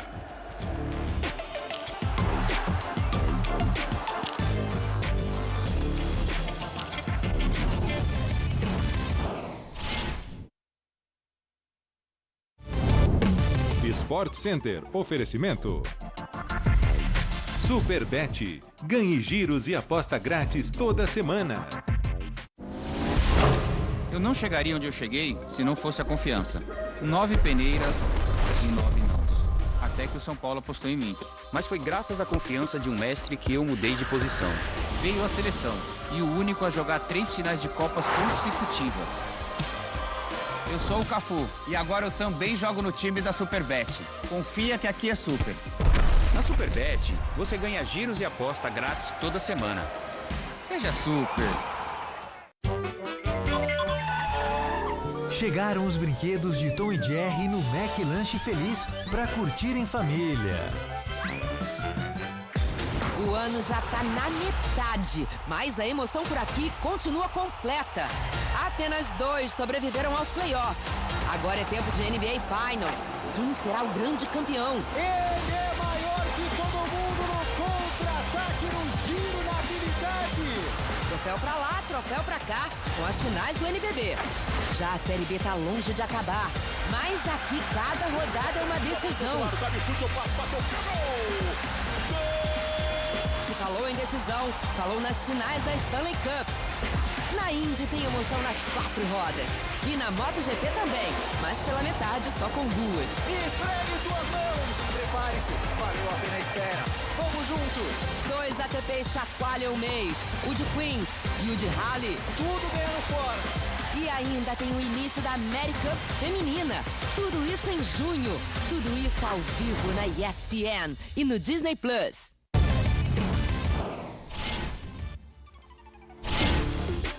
Voltamos com o Sport Center, já a gente vai para Guayaquil com mais do empate da seleção brasileira. Mas a quinta-feira também foi agitada pelas eliminatórias da Ásia para a Copa do Mundo. Em Basra, a Coreia do Sul visitou a seleção do Iraque, venceu 2-0 e se garantiu no Mundial do ano que vem. Os dois gols sul-coreanos saíram no segundo tempo já. Primeiro aos 18 minutos, Kim Jin-ju abriu o placar depois do passe do Lim Kan-jin. E depois o Won Yoon-ju fechou a conta. Ó, cruzamento do Jeon Se-jin, o Won Yoon-ju já nos acréscimos fechou a conta 2-0. Gostou do meu sotaque coreano, Elton? Perfeito. Obrigado. Perfeito, maravilhoso. E vamos com Omã e Jordânia também, porque com essa vitória da Coreia do Sul, ajudou a Jordânia. Horas antes, a equipe do sudoeste da Ásia superou o Omã por 3-0. Com a ajuda do triunfo sul-coreano, garantiu a vaga inédita na Copa. Os 3 gols da Jordânia, a gente está vendo, foram marcados por Ali Ouan, que brilhou então com esse hat-trick. Foi fundamental para fazer a seleção asiática alcançar 16 pontos e impedir qualquer chance do Iraque poder ultrapassá-la na tabela. Detalhe curioso é que o autor dos 3 gols está sem clube no momento. Ele jogava na Malásia, mas o contrato acabou na semana passada. Os atacantes vão para a Copa, seu Elton? Ah, bom. Os Becks estão na Copa. Após empatar por 0-0 com os Emirados Árabes nesta quinta-feira, o Uzbequistão se garantiu no Mundial do ano que vem. A festa foi enorme após o término da partida. Uma das estrelas da seleção uzbeque é o zagueiro Kusanov, de 21 anos, que atua no Manchester City de Pep Guardiola. Uzbequistão na Copa, Elton. Eu tava nesse jogo, né? Histórico para o Uzbequistão. Terceira seleção, ou terceiro país, né? Ex-União Soviética, a ir para uma Copa do Mundo depois da Rússia e da Ucrânia, né? Pequeno país aí conseguindo esse feito espetacular. E você falou do Kusanov, também tem o Shomurodov, jogador que atua na Roma, atua na Série A italiana. A Copa com mais países, permitindo aí novidades, né? Jordânia e Uzbequistão. A Coreia do Sul já é uma novidade, mas a gente vai conhecendo aí os países presentes, então, na Copa de 2026. E olha a festa. Uzbequistão na Copa.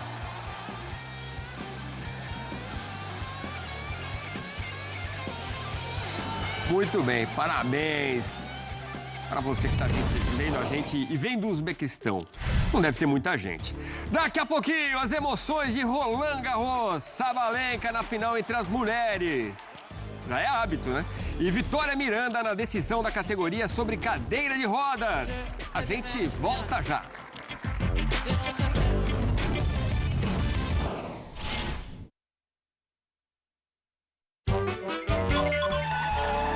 Chegaram os brinquedos de Tom e Jerry no McLanche Feliz para curtir em família.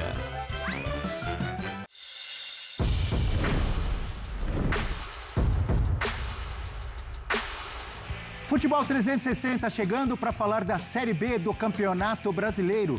Depois de 10 rodadas, o Goiás segue na liderança. Com folga de 4 pontos para o segundo colocado, 23 pontos conquistados pelo Goiás e aproveitamento espetacular de 76,7%. O Goiás que enfrenta o Volta Redonda na próxima rodada. Destaque negativo até aqui para o Atlético Paranaense. Sempre se espera muito do Furacão, mas por enquanto é apenas o 11º colocado com aproveitamento de 46,7%. Próximo jogo do Furacão contra o Atlético Goianiense. Tudo da Série B, informações, análises e as transmissões você acompanha conosco aqui nos canais ESPN e Disney+. Futebol 360, segunda a sexta, de 9 às 11 da manhã.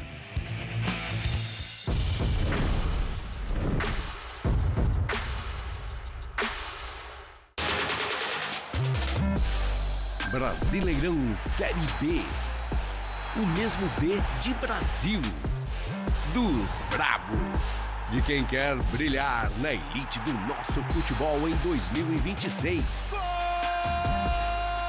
Sábado é dia de maratona. 4 da tarde, América Mineiro contra Ferroviária. E às 8h30 da noite tem Avaí e CRB, ao vivo, na ESPN. Tênis Oferecimento. No Itaú Personalité, você escolhe o benefício do seu cartão Black. Engie. No mercado livre de energia, migre com quem é referência. All New Triton, a Agromonstra. Para cada ponto de vista, um consórcio Ademicon. Vivo Fibra, sua casa conectada com a nova geração do Wi-Fi 6. Betano, quem se garante, confia. Seara Gourmet, salame maturado por 45 dias, só se for Seara Gourmet. H2Bet, cadastre-se e aposte em h2.bet.br. Sinta a evolução. Tem coisas que só a Philco faz pra você. Definida a final feminina de Roland Garros. E tem brasileira na decisão da categoria sobre cadeira de rodas. Matheus Castro chega com as notícias do dia no Cyber Francês. Olá, amigos do Sport Center. A grande final da chave feminina de Roland Garros 2025 está definida. Nesta quinta-feira, na primeira semifinal, A número 1 do mundo, Aryna Sabalenka, derrotou a atual tricampeã Iga Swiatek por 2-1 em um jogaço com direito a pneu. Assim, Sabalenka interrompe uma sequência de 26 vitórias da Iga aqui no Aberto da França. Well, I have to say that I served much better in the previous matches, but I'm super happy that in the third set, I have to say, like in the middle of the second set, I found my rhythm and I started serving much better. But like level-wise on the baseline, yeah, that was definitely the best match, and I'm super happy with the win. Agora, Sabalenka segue em busca do seu primeiro título aqui em Roland Garros. E ela enfrenta a americana Coco Gauff, número 2 do mundo, que derrotou a francesa e sensação do torneio, Louise Boisson, por 2-0 em um atropelo. Just being aggressive and knowing she can play a lot of balls back, she can make you play some awkward shots. So just trying to be aggressive and go for my shots at the right moment. Essa será a segunda decisão do Aberto da França para Coco Gauff, que em 2022 acabou superada por Iga Swiatek. E ainda nesta quinta-feira, brasileiros entraram em ação na chave juvenil do tênis em cadeiras de rodas. Vitória Miranda, número 1 do mundo, venceu na estreia por 2-0 em menos de 1 hora de partida. Eu acho que eu joguei bem, eu consegui fazer um jogo bom, não consegui jogar meu melhor tênis. Eu acho que tem vários fatores envolvidos também, chuva, vento, mas eu consegui me superar, joguei bem e ganhei o jogo, amanhã tem final. Já Luiz Calisto acabou superado para o cabeça de chave e se despediu da chave de simples, mas ele segue jogando duplas aqui em Paris. Agora tenho 3 horas aí para se lamentar e focar no amanhã, porque amanhã é outro jogo, é outra história, né? E como temos chances também, então é esquecer o jogo de hoje, tentar esquecer, né? E focar de amanhã. Sexta-feira, além dos brasileiros que voltam em ação no tênis em cadeiras de rodas, temos as semifinais masculinas, começando com Lorenzo Musetti, italiano, cabeça de chave número 8, contra o atual campeão Carlos Alcaraz. Essa partida está prevista para as 9h30 da manhã do horário de Brasília. E na sequência, não antes das 2 da tarde aí do Brasil, Jannik Sinner, número 1 do mundo, enfrenta Novak Djokovic, recordista em títulos de Grand Slam entre os homens com 24 conquistas. Tênis na ESPN, um oferecimento de Itaú Personalité, Engie, Mitsubishi Motors, Ademicon, Vivo, Philco e Seara Gourmet. E a gente volta a falar de seleção brasileira de futebol que empatou 0-0 com o Equador em Guayaquil. Vou já jogar para você, Elton Serra, sobre o que a gente consegue ver de positivo. De cara, até daqui a pouquinho a gente vai ouvir o Carlo Ancelotti, ele destacou a boa atuação do Alexandro, zagueiro do Lille, chamado de Alex, agora até para separar do lateral esquerdo, que realmente me parece que foi o cara a ser elogiado no grupo do Brasil. Concorda com essa avaliação? Defensivamente, você gostou do Brasil? Vamos lá, aspectos positivos, né? Eu acho que a primeira metade desse desempenho da seleção brasileira, a gente está vendo aí os números do Alexandro, foi uma boa estreia do zagueiro. Inclusive, a gente está vendo ele com ações com a bola, muitas vezes esses passes verticais, né? Tentando uma saída de bola, não aqueles passes laterais, tentando buscar um pouco mais o Casemiro, buscar o Bruno Guimarães, ser um cara também de fazer a transição da defesa para o ataque. É claro que em alguns momentos o Equador não permitiu isso e fez com que a seleção brasileira rodasse muito a bola no campo de defesa. Mas, Edu, acabou sendo, no fim das contas, a quarta partida do Brasil em duelos ganhos nessas eliminatórias, o que é um ponto positivo. Os outros 3 jogos foram os jogos contra o Peru, os 2 jogos contra o Peru e o jogo contra a Bolívia. Ou seja, 2 equipes bem frágeis das eliminatórias. O Brasil conseguiu competir com o Equador de uma maneira um pouco mais consistente. Isso passa pelo Wanderson, talvez mais defensivamente. Isso passa mais pelo Alexandro, né, na defesa com o Marquinhos, com o Casemiro à frente da defesa. Acho que o Brasil defensivamente se comportou bem. Eu acho que esse é o aspecto positivo da estreia do Carlo Ancelotti, porque não dá para tirar muitas conclusões de alguém que assumiu a seleção tem poucos dias, teve 2 treinamentos e já enfrentou uma das melhores seleções das eliminatórias. Foram 3 treinamentos, né? Um com o grupo incompleto, o outro com aquele pré-jogo para reconhecimento do estádio Monumental de Guayaquil. Um treino para valer, né? A gente pode dizer, é muito pouco tempo realmente. Vamos lá para Guayaquil também. O Pedro Ivo Almeida acompanhou em loco a partida e participa desse Sport Center. Daqui a pouquinho a gente vai ouvir o Carlo Ancelotti também. Mas, Pedro, antes vamos dar uma olhada nos números da partida, até para embasar o seu comentário. Vamos ver as estatísticas desse empate 0-0 entre Equador e Brasil. Assim. Cozi, diria Carlo Ancelotti. Maior posse de bola do Equador, especialmente pelo segundo tempo, 52,48%.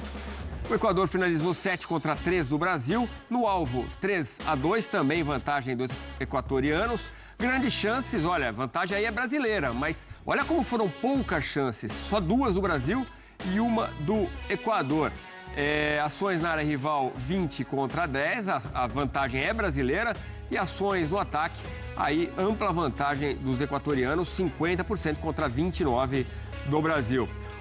Pedro, olhando esses números aí, temos coisas positivas, o Elton estava falando sobre isso, especialmente na defesa, né? Mas é claro que é um começo de trabalho, o Brasil ainda tem muito o que melhorar. Mas mostrou uma solidez contra esse time forte do Equador, né? Tudo bem, Edu? Um abração a você, um abraço ao Elton, fã do esporte ligado com a gente aqui em mais um Sport Center.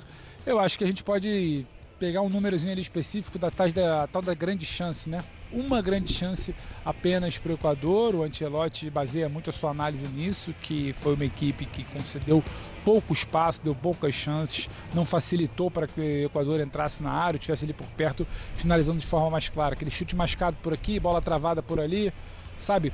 Uma coisa que me chama a atenção, o tanto de bola levantada pelo Equador, que a seleção consegue se defender, é algo que vem sendo problemático em outros momentos. Então a solidez defensiva, acho que já apontada pelo Elton, e também por quem viu o jogo, ela pode ser tirada ali como algo positivo. Você pode olhar para esse trabalho e falar, olha, o Brasil não sofreu contra uma equipe forte, um estádio de muita pressão, uma situação aqui desfavorável do ponto de vista de apoio de torcida, e que em algum momento não se tinha o controle do jogo, o controle passou pelos pés do Equador e o Equador tentava chegar, não conseguia. O Brasil brecava, o Brasil travava, o Brasil que tomou 4 gols na última rodada da Argentina, hoje não sofreu gols. Isso tudo é bem verdade. Agora, fica um pouco do gosto amargo para quem olhou para essa partida com a grande expectativa de o Ancelotti vai chegar e vai reinventar o trabalho que vem sendo feito nos últimos meses. O Ancelotti vai chegar e vai trazer de volta aquela seleção maravilhosa brasileira que encanta o mundo. Não era isso. Acho que talvez o erro fica muito mais no campo da expectativa gerada. É pouco tempo de trabalho, é pouco tempo de treinamento, sim, você falou muito bem. Grupo incompleto na segunda, o treinamento com o time que entrou em campo hoje na terça e um treino um pouco mais leve ontem aqui no Monumental, de muita observação, muita variação, não necessariamente o time que entrou em campo sendo testado. Era muito mais um campo ali de quem pode entrar, quem pode participar, quem vai pegar alguns conceitos ali que pode ganhar minutagem amanhã. Foi o caso do Ederson ontem, acabou participando. O Matheus Cunha, que entrou hoje ali no início do segundo tempo, também foi observado na atividade de ontem. Então, muito pouco tempo para alguém virar e falar como assim o Ancelotti não resolveu o problema da seleção brasileira? Como assim o Ancelotti não fez a seleção brilhar? Calma. Devagar um pouquinho. O problema não é o início de trabalho do Ancelotti. O problema é um trabalho para a Copa do Mundo está começando há 1 ano do Mundial. Esse sim é um problema. Agora é tempo. Mas é assim, de fato, uma boa notícia, a seleção conseguir se defender bem, algo que não vinha fazendo. E se não teve o espetáculo, teve festa aqui pro pessoal mais empolgado, Edu. Então acho que foi isso que ficou de recado do jogo de hoje. Eu vi o mesmo jogo que o Elton também, uma defesa sólida. Falta um segundo passo, falta o meio para frente. O meio para mim não funcionou com Casemiro, Bruno e Gerson. Fosse para construir, fosse para rodar a bola, fosse para arrastar um pouco mais. E lá na frente não gostei do Vini, não gostei do Richarlison. E achei que o Estevão foi um pouco discreto. Poderia ter rendido um pouco mais, ainda que a bola tenha passado pouco também nele, da maneira como ele gosta. Um certo distanciamento também entre o meio de campo e o ataque, né? Isso ficou muito claro. É algo que o Ancelotti vai ter que trabalhar. Em italiano se diz... Calma, devagar se vai ao longe, né? Piano, piano, você vai lontano. E a gente vai gastando aqui as expressões em homenagem ao Carleto Ancelotti. O que você projeta, Pedro? E daqui a pouco eu quero ouvir o Elton também. Para o jogo contra o Paraguai, terça-feira, o próprio Ancelotti citou já, vai ter o Rafinha. Eu entendi que o Rafinha está escalado. Você, pessoalmente, espera mais mudanças no time titular?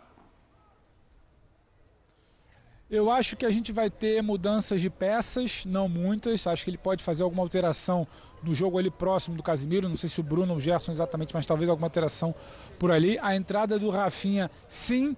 Não sei se ele saca o Richarlison, pode ter o Matheus Cunha por ali, mas acho que não muda muito isso não. O nome na linha de meio de campo, o Rafinha na vaga talvez, imagino, do Estevão, o Richarlison ali ou o Matheus Cunha. Acho que é isso. Agora uma mudança assim de ideia. Um jogo aqui de se defender, de entender o Equador o que ele queria, de tentar competir, buscar o controle, não conseguiu. É bom dizer isso, apesar de ter se defendido muito bem, quando tentou ter o controle não conseguiu, tentou competir, mas não foi exatamente efetivo ali no meio de campo, mas acho que o cenário para a Neoquímica Arena terça-feira é diferente. Brasil com a bola, Brasil controlando, Brasil com as ações, a gente tentar entender se novas dinâmicas ofensivas vão ser apresentadas e se elas vão funcionar. Acho que a defesa vai ser menos exigida, não vai ser exatamente um teste ali se está tudo bem, se defendendo, blocado, linhas próximas. Acho que o teste é muito mais do meio para frente. Com o Rafinha, algumas mudanças de peças, espera-se que mudanças também nas dinâmicas ofensivas que levem o Brasil mais próximo da área, que sai desse número de apenas 2 grandes chances criadas. Muito bem, a grande chance é aquela com o Casemiro, quem diria, né? Aliás, o autor intelectual da jogada é o Gerson, que faz um corta-luz espetacular. A gente já conversa mais, mas vamos ouvir o novo treinador da seleção brasileira, agora com uma partida no comando da equipe. O Ancelotti falou isso depois do empate contra o Equador. Bueno, la emoción, sí, partido especial, de verdad. Esto es mi primer partido como seleccionador, teniendo en cuenta que he hecho con el banquillo más de 1.800 partidos, ha sido algo especial. Creo que puedo hacer una evaluación de este primer periodo aquí. Me ha encantado la recepción que he recibido aquí, me ha encantado trabajar con la CBF. Creo que para mí es un regalo estar aquí. Bueno, creo que ha sido a nivel defensivo un muy buen partido. Creo que el equipo ha tenido una buena actitud, orden, han tenido a veces buena presión ofensiva. Creo que atrás lo hemos hecho muy bien, no hemos concedido oportunidades prácticamente. Esto es lo bueno que hemos hecho. Después, en la otra parte, que se podía hacer mejor, con balón, con un juego un poco más fluido, pero creo que al final un empate bueno, con un buen partido, salimos satisfechos, con confianza para el próximo. Creo que las condiciones del césped eran un poco complicadas para jugar un juego más combinado más atrás, era más complicado controlar el balón. Creo que hemos tenido 2 muy buenas oportunidades con Vini, con Casemiro en la segunda parte. Sí, se podía hacer mejor enfrente, pero hay que tener en cuenta también la fuerza del rival, porque Ecuador ha jugado un muy buen partido como nosotros. Sí, obviamente es un trabajo distinto, pero yo creo que tenemos la calidad de los futbolistas que es muy buena, entonces también si no hay mucho tiempo para trabajar, hay la posibilidad de mejorar, obviamente, porque la calidad que tenemos es muy alta y estoy cierto que a nivel ofensivo vamos a mejorar también, porque hoy faltaba un jugador muy importante que era Rafinha, que vuelve. Bueno, yo creo que contra Paraguay va a ser un partido distinto porque tendremos más oportunidad de controlar el juego. Ahí tenemos que hacer un juego, como he dicho, con más ritmo, con más movilidad, con más intensidad, y creo que lo vamos a ver acá a nuestra casa. Bueno, el objetivo que tenemos es calificarnos, pelear en el Mundial, intentar de meter Brasil, donde siempre he estado, en las primeras posiciones del fútbol mundial. Esto es el objetivo que tenemos todos. Todos lo vamos a pelear para conseguirlo. A estreia foi com esse 0-0 contra o Equador e os outros técnicos brasileiros da seleção brasileira. O Dunga, em 14, venceu a Colômbia 1-0. O Tite 2016, esse mesmo Equador, 3-0. Vitória também. O Ramon Menezes, a passagem não foi boa. Contra o Marrocos já começou com uma derrota 2-1. Fernando Diniz, contra a Bolívia, empolgou muita gente. Essa goleada por 5-1. O Dorival também parecia um primeiro passo muito promissor. Essa vitória em Wembley contra a Inglaterra. E agora, esse 0-0 contra o Equador é a estreia do Ancelotti. Que pega o Paraguai, a gente lembra, o Paraguai venceu o Uruguai, passou para a terceira colocação, o Brasil segue na quarta. Se vencer, supera o Paraguai e aí assume a terceira colocação. Ô Elton, claro que as redes sociais fervem, né? Já tem muito meme, o Ancelotti decepcionado, já falando que ele vai pedir para sair da seleção, vai fazer igual o Vitor Pereira, falar que a sogra está doente. Enfim, ferve, né? Mas olhando a entrevista coletiva, me parece ele recebeu com muita naturalidade o futebol apresentado, viu os aspectos positivos, muito parecidos com o que a gente conversou aqui, né? Que falta trabalhar a parte ofensiva do time. Mas me parece que consciente que era isso aí mesmo que ele teria. Não pareceu nem um pouco decepcionado o Ancelotti com o que viu em campo. O que você me diz dessa entrevista coletiva do novo técnico da seleção? Eu acho que eles vão pedir para sair, Edu, se ele entrar num restaurante e observar as pessoas colocando ketchup na pizza. Ele vai pedir a CBF para ir embora no mesmo dia. Mas que isso não vai acontecer. Ele vai entender que muita gente comete esse crime aqui no Brasil. Mas eu acho ele muito consciente, né, do que o jogo poderia apresentar. E a gente sabe, logicamente, né, que é um trabalho inicial, é um movimento diferente na carreira dele também, porque acaba sendo digamos, um ambiente diferente, uma cultura diferente, o dia a dia não é o mesmo. Ele sabe que a partir de agora ele vai ter apenas ali janelas, né, para lidar com os jogadores, o restante do tempo observação. Tudo isso é diferente para ele, que há 2 semanas estava num outro movimento, né, no Real Madrid, disputando título espanhol, tentando ali, né, alcançar o Barcelona, de muitas temporadas vitoriosas com clubes. Então, tudo isso não dá para se colocar em 3 dias, né? 3 dias não vai mudar, né, a história. Não vão mudar a história. Agora, olhando para o que ele pode fazer daqui para frente, eu acho que ficou já a lição de um time de solidez defensiva. Isso passa muito pela volta do Casemiro, que eu acho que ele é um cara que ele confia demais. E se o Casemiro tiver sequência, porque também tem essa questão dos cartões amarelos, né, tudo isso tem que ser levado em consideração. Vai ser o ponto de equilíbrio para essa equipe, mas do meio para frente, a seleção brasileira fez nas eliminatórias o seu segundo pior jogo ofensivo, atrás apenas daquela derrota para o Uruguai. Perdeu por 2-0 e finalizou apenas uma vez. Dessa vez finalizou 3. Ou seja, é um time que a outra metade ainda carece de ajustes. Eu acho que vai acontecer contra o Paraguai uma evolução, Edu, mas não é o suficiente, claro, para a gente cravar que o time está equilibrado com pouquíssimo tempo de trabalho com o técnico italiano. Vamos ver até como o Rafinha se encaixa nessa equipe, né? E se encaixa com o Vinícius Júnior. Aliás, Vinícius Júnior é o nosso tema aqui. Agora o pessoal do Data ESPN também levantou números do Vini, a principal estrela da seleção brasileira. Foi o craque do Real Madrid nesse empate 0-0. Esteve os 90 minutos, uma finalização no alvo, né? Então, foram 6 ações na área rival, primeiro nisso aí também. 13 ações progressivas, primeiro, 4 dribles completos e 7 duelos vencidos, terceiro na equipe brasileira. Vamos voltar lá para Guayaquil. Pedro Ivo, qual o papel que você imagina, qual a função do Vinícius Júnior nessa nova seleção do Carlo Ancelotti? A função é uma função que a gente está esperando desde a Copa do Catar, desde os amistosos com o Ramon, os jogos com o Diniz, os jogos com o Dorival e agora os jogos com o Ancelotti daqui até o Mundial. Se espera uma função de protagonista de alguém que foi bola de ouro, mas o Vini ainda não é exatamente esse protagonista. Se a gente se apegar aí a números frios, primeiro em duelos vencidos, aqui, ali, arrancadas, progressões, isso tudo é uma frieza dos números, mas olhando aqui o jogo de perto no campo, eu não gostei da atuação do Vini.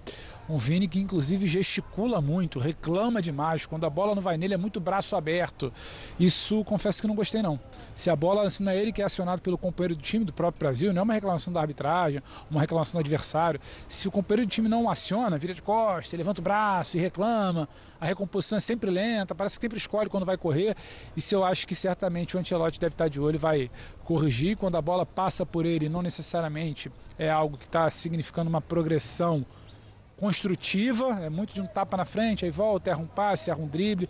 Vi um time errando muitos passes, não é só uma questão do Vinícius Júnior, e acho que também passa por uma ansiedade. É um Vini que agora veste a camisa 10, antigamente a camisa 10 era do Rodrigo, na ausência do Neymar. O Vini hoje assume essa camisa 10, é o Ancelotti, é um cara que ele conhece, aquela coisa do Ancelotti vai fazer ele jogar na seleção que joga no Real. Mais uma vez uma ansiedade ali que não necessariamente acaba gerando uma boa partida. Achei o Vini abaixo, acho que ele pode evoluir com o coletivo, como o Elton falou. Eu também prevejo uma evolução ali do próximo jogo, acho que isso pode beneficiá-lo. Tem uma bola muito interessante que me parece muito trabalhada no segundo tempo, ela roda de um lado e busca o Vini sozinho no lado oposto. Isso me parece muito interessante, potencializar o Vini, estava faltando isso, mas achei ele ainda um pouco abaixo, ainda não é aquele Vini que a gente espera, melhor do mundo, bola de ouro e protagonista na seleção que a gente está esperando há tanto tempo. Fica aquela curiosidade, né? Por que ele não consegue jogar na seleção que joga no Real Madrid? Essa é a questão. E agora com o Carlo Ancelotti vai conseguir voltar ou ser aquele cara que ele é no Real Madrid, onde também tem muita pressão, né? Essa resposta a gente só vai ter nas próximas partidas. Acho que vai ter conversa sim, porque eu também me incomodei com essas reclamações com o time, essa corridinha para voltar, escolhendo a hora de correr, concordo plenamente com você. Pedro Ivo, para terminar contigo, eu sei que o dia foi longo, quero liberá-lo. Onde caberiam 25% a mais de torcedores nesse estádio aí, no Monumental de Guayaquil? Rapaz, me incomodou, Edu, porque a gente está falando de algo muito sério. É uma punição da FIFA. A FIFA diz que 25% do estádio não pode ser ocupado, a carga total de ingresso não pode ser vendida, você tem que reduzir em 25%, porque a torcida equatoriana é reincidente em cânticos discriminatórios na última data FIFA. Equador e Venezuela, cânticos discriminatórios, nova punição, não era o primeiro caso, então fecha-se 25% do estádio. A seleção vem para cá, um estádio mais amplo, 59 mil, ali a capacidade mais ou menos aqui do Isidro Romero Cabo, o Monumental de Guayaquil. Só que quando você olha para a arquibancada, você tinha um filete ali que não estava ocupado, tinha 3, 4 mil lugares ali. Então acho que cabe uma explicação de fato depois, ou da Federação Equatoriana, ou da FIFA, de fiscalizar essa punição, porque os tais 25% desocupados por conta de reincidência de cânticos discriminatórios não foram cumpridos aqui não, Edu. E nem precisa entender muito de ocupação de estádio, ocupação de metro quadrado. No olho dava para ver, todo mundo se esbarrava, assim, se entreolhava, falava, mas cadê? Cadê a parte que está fechada? Estádio lotado, cadê a punição? Não teve não. Muita festa, estádio quase lotado aqui em Guayaquil para esse 0-0, estreia de Ancelotti. Mais um jogo da segunda colocada da vice-líder também, a seleção equatoriana das eliminatórias. Bem-vindo, Carlo Ancelotti, à América do Sul. Essas coisas acontecem. O cara tentando colocar a bandeira de escanteio também, não conseguindo. Valeu, Pedro Ivo Almeida, muito obrigado por enquanto, companheiro. Segue acompanhando a seleção brasileira. Um abraço, amigo. Um abraço, abração, Elton. Um abraço para você também, fã de esporte com a gente.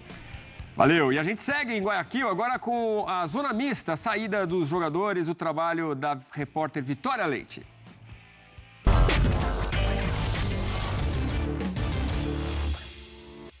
O Equador tem uma equipe muito sólida e muito física, marca muito bem, não dá espaços e tem todas as dificuldades que se encontram dentro do jogo normal, de tudo aquilo que se fala do gramado e todas essas coisas, mas se tem evolução, né, da solidez defensiva, é algo que tem que ser uma marca na nossa equipe. Acho que é isso que a gente busca e saber que tem muitos pontos a melhorar, mas é passo a passo, não dá pra gente pensar que vai chegar aqui de uma hora para outra e vai mudar da água para o vinho. É uma questão de trabalho, de processo e a gente tem que confiar nesse processo. Acho que o principal é a presença dele, né? O fato, ele traz toda a carga, toda a história dele aqui para dentro. É um treinador que conhece futebol, conhece detalhes e sabe montar muito bem um grupo competitivo, né? Então é isso que a gente espera, que a gente possa ser um grupo competitivo para conseguir conquistar os nossos objetivos, né? E é passo a passo, é questão de trabalhar. Bom, a gente sabe que se não foi realmente o resultado que a gente queria, né? Mas num plano, se a gente olha um pouco mais, com uma mente um pouco mais aberta das dificuldades que a gente tinha nesses últimos jogos, né? Da derrota para a Argentina, outros jogos difíceis também. Hoje não foi o nosso melhor jogo, mas teve algumas melhoras em alguns aspectos. Um time mais sólido defensivamente, um time mais compacto. Podemos melhorar ainda muitas coisas, né? O Ancelotti fez apenas 2 treinos ali com a gente, para falar a verdade.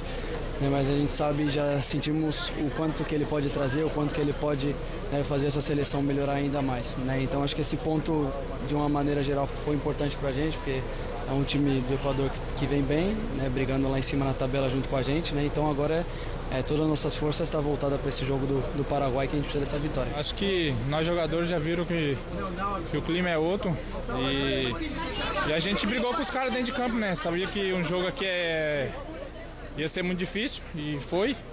E pra gente lá da frente mais ainda, porque os caras jogam com 3 zagueiros e toda hora tem um cara no nosso pé. Mas creio que no jogo de Itaquera vai ser melhor, porque vai ser um jogo mais aberto, o gramado vai estar melhor também. E é isso, o importante é que a equipe evoluiu dentro de campo e fora de campo também. Tá aí o Pombo, figura de confiança do Carlo Ancelotti, né? Não jogou bem, a bola não conseguiu dominar a pelota quando foi para ele. O Ancelotti já falou do Rafinha, como pode mudar o time, né? Como é uma peça que ele está esperando contar contra o Paraguai. O que você acha para esse jogo de terça-feira, Elton? Você acha que teremos mudanças no ataque da seleção brasileira? Rafinha entrando no lugar do Estevão seria a mudança óbvia, né? Richarlison continuaria, fosse você o técnico? Bom, Estevão e Richarlison foram os jogadores que menos tocaram na bola nessa partida e, claro, tem o aspecto de o Brasil não ter tido profundidade, não foi uma equipe que conseguiu chegar muito ao ataque, tanto que finalizou muito pouco, e também tem essa questão das movimentações mais curtas dos 2 jogadores e um sólido sistema defensivo do Equador, uma das melhores defesas das eliminatórias. Eu acho que esse somatório traz também um desempenho ofensivo da seleção abaixo e faz com que, logicamente, o Ancelotti pense em mudar para o próximo jogo. Uma mudança já é obrigatória, entre aspas, né? Obrigatória no sentido positivo, que é a volta do Rafinha. E aí, Edu, acho que ele entra no lugar do Estevão, sim. O Ancelotti a gente viu nesse primeiro jogo, ele tem tentado colocar os jogadores nas posições mais confortáveis possível, né? Porque eu acho que traz um pouco mais de tranquilidade para esses caras, né? No momento de retomada, de estreia. Eu acho que isso é importante. E o Rafinha é o cara para jogar mais pelo lado direito do ataque, pode jogar um pouco mais por dentro como falso 9. Eu acho que ele vai entrar no lugar do Estevão. O Richarlison ficou com essa dúvida. O Matheus Cunha entrou no segundo tempo. O Matheus Cunha não é um centroavante, né? Não é um jogador de ficar dentro da área. É um jogador de circulação, é um segundo atacante, né? Muitas vezes um ponta de lança. São características diferentes e até o adversário será diferente, né? Que é o Paraguai, uma seleção inferior à do Equador. Mas vejo mudanças do meio para frente, Edu.